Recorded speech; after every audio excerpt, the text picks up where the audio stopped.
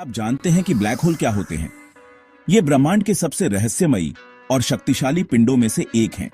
चलिए जानते हैं ब्लैक होल के जीवन और मृत्यु के बारे में। ब्लैक होल का जन्म एक विशाल तारे के जीवन के अंत में होता है। ब्लैक होल अंतरिक्ष में वो जगह है जहां गुरुत्वाकर्षण इतना शक्तिशाली होता है कि वहां से प्रकाश भी बाहर नहीं आ सकता। यह गुरुत्वाकर्षण बल इतना अधिक होता है कि यह समय और स्थान को भी विकृत कर देता है।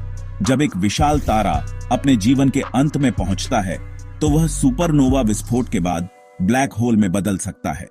यह प्रक्रिया अत्यंत उग्र और विस्फोटक होती है।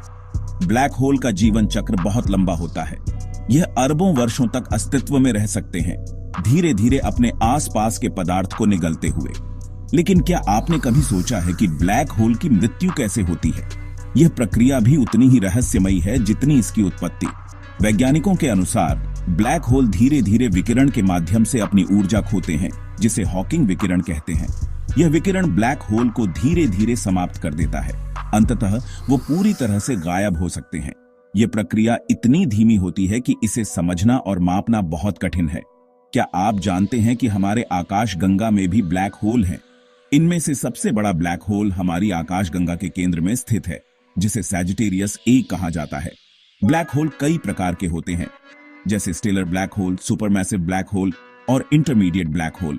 इनका आकार और द्रव्यमान अलग अलग होता है। ब्लैक होल का एक महत्वपूर्ण हिस्सा होता है जिसे इवेंट होराइजन कहते हैं। यह वह सीमा है जिसके पार कुछ भी, यहां तक कि प्रकाश भी, वापस नहीं आ सकता। ब्लैक होल ब्रह्मांड में महत्वपूर्ण भूमिका निभाते हैं। वे आकाश गंगाओं के केंद्र में स्थित होते हैं और उनके विकास और संरचना को प्रभावित करते हैं।